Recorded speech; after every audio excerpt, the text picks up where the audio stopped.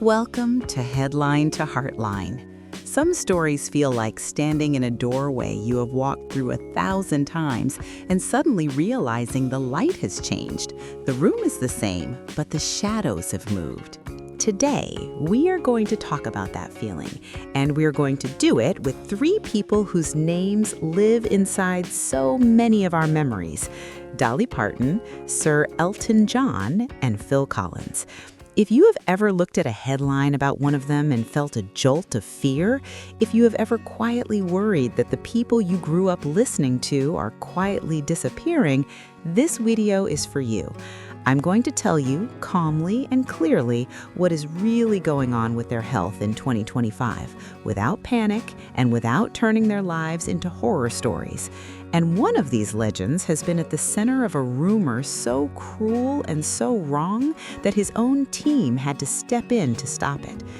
Behind every headline, there is a real body, a real doctor, and a real family. So let us start with the woman who frightened me the most this year, and that is Dolly. I have loved Dolly Parton for as long as I can remember.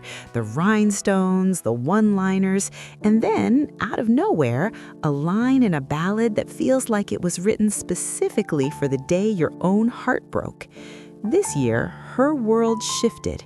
In early March, her husband of nearly 60 years, Carl Dean, died in Nashville at the age of 82. It was the sort of quiet family announcement that carries a huge emotional weight. For anyone at that stage of life, losing a lifelong partner is not just sad, it's a shock to the whole system. Then, months later, came the message from her sister asking fans to pray for Dolly. By the time that post had been screenshotted and shared across social media, it had turned into an alarm. People were saying she was on her deathbed, that the end was imminent. I'll be honest with you, I saw that prayer request and my stomach dropped. I made a video about it carefully, but inside I was afraid, just like many of you. Very quickly, a series of real events layered onto that fear. Dolly missed an appearance at Dollywood because a kidney stone had led to an infection. Her doctors told her not to travel. She postponed her first Las Vegas residency in more than 30 years, pushing it from December 2025 to September 2026. She talked about needing a few medical procedures, and she joked about it being like taking the car in for a big mileage checkup. To the outside world, it was easy to stitch those pieces together into a dark story. The truth is serious, but it is not catastrophic. Dolly has had a hard year. She lost her husband. She neglected her own health for a while, as people often do when they are caregiving and grieving.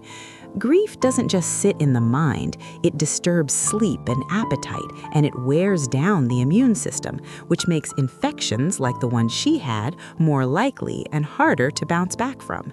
Her sisters asked for prayers because they love her. Her doctors told her to slow down and stay close to home while they did what needed to be done. And then Dolly herself sat down in front of a camera and said in that unmistakable voice that while she has had health challenges, she is not gravely ill, she is not ready to die yet, and she is not retiring. In recent appearances, she has looked understandably tired around the eyes, but she has also looked like Dolly, groomed, funny, present, and very much alive. For me, her story in 2025 is not about a secret decline. It's about a woman who has carried an enormous workload for decades, listening to her doctors and her own heart after a devastating loss. Many of us know what it is to push through until our body finally says enough. Dolly accepting that message is not weakness, it's wisdom. If Dolly was the one who scared me with the suddenness of grief and infection, Elton is the one I find myself thinking about in quiet moments, the way a familiar song sneaks up on you in a supermarket and suddenly you're back at a different time in your life. Sir Elton John has spoken very openly this past year about a health crisis that did not happen overnight, but has changed his daily life completely. In the summer of 2024, while on holiday in the south of France, he developed a severe eye infection. At first, it sounded like one of those things you treat and move on from. Instead, it left him blind in his right eye and with only limited vision in his left. In interviews through 2024 and 2025, he has described the last 15 months as devastating. He talks about not being able to read, about struggling to watch television, about not clearly seeing his sons play sport. For someone whose concerts have always been built on spectacle and color, it's a profound loss. And yet, there is another sentence he keeps returning to. He can still sing.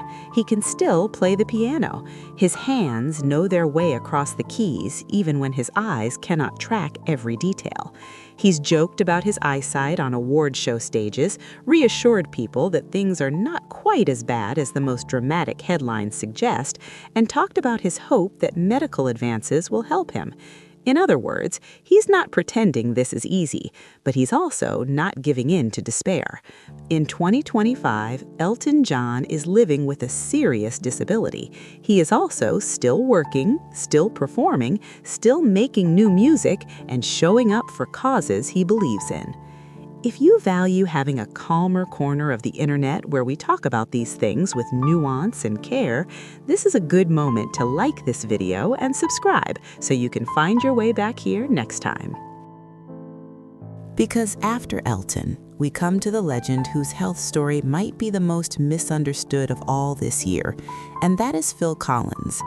For years now, it has been public that Phil lives with significant spinal and nerve issues. Back problems and surgery have affected his balance and his grip. That is why on recent tours, he sat while his son Nick played the drums. You could see that walking and standing were not simple tasks for him anymore. That alone is a lot to manage.